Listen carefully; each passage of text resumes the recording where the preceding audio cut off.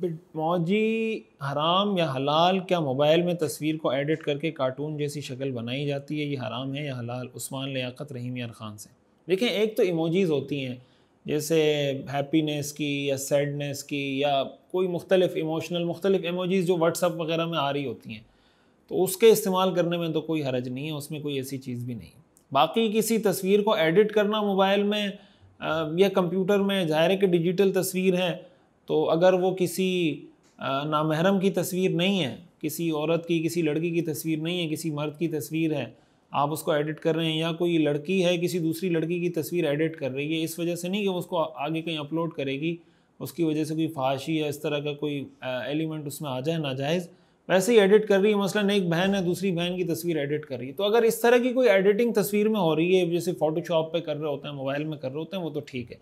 But अगर उसके अंदर आप इमोजीज़ बनाते वक्त उसको कार्टून में इस तरह कन्वर्ट कर रहे हैं कि उसमें इंसान का हुलिया ही जैसे बाज़ औक़ात बिगड़ जाता है, उसकी शक्ल ही बिल्कुल बिगड़ जाती है, तो इस तरीके से किसी इंसान की शक्ल में तग़यीर करना, उसको तब्दील करना, ये जायज़ नहीं है। इससे अपने आप को बचाना चाहिए। मैं आज़ाद कश्मीर से हूँ। मेरा सवाल ये है कि कुर्बानी कौन से बंदे पर फ़र्ज़ है?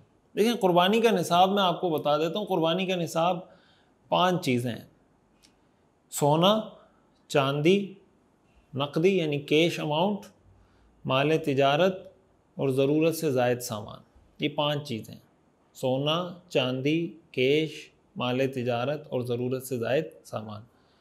जो मेयार बनाया गया है, सोना अगर सिर्फ सोना है तो 7.5 तोला हो, चांदी है तो 52.5 तोला हो, और अगर मिक्स चीज़ें हैं, मसलन कुछ कैश है, कुछ माल तिजारत है, कुछ ज़रूरत से ज़ायद चीज़ें हैं, तो फिर उसमें जो निसाब कंसिडर किया जाता है वो चांदी का निसाब कंसिडर किया जाता है, यानी 52.5 तोला चांदी की कीमत क्या है।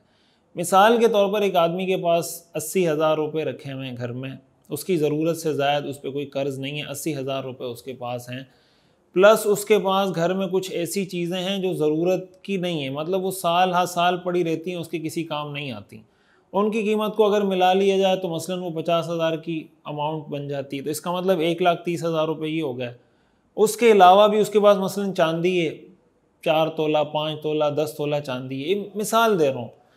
तो अब अगर उसकी अमाउंट मिसाल के तौर पर अगर 52.5 तोला चांदी की कीमत कुर्बानी के दिनों में 1,30,000 रुपये है, और उसके पास 1,30,000 रुपये की अमाउंट इस तरीके से पूरी हो रही है कि कुछ कैश है, कुछ माल तिजारत है, कुछ ज़रूरत से ज़ायद चीज़ें, इन सबको मिलाएं तो अमाउंट पूरी हो रही है, तो ऐसे शख्स पर कुर्बानी वाजिब होगी, वो चाहे मर्द हो या चाहे औरत हो। कुर्बानी के हवाले से बाज़ लोगों के जहन में ये होता है कि अगर कुर्बानी घर में एक फ़र्द कर ले तो सबकी तरफ से हो जाता है, ऐसा नहीं है।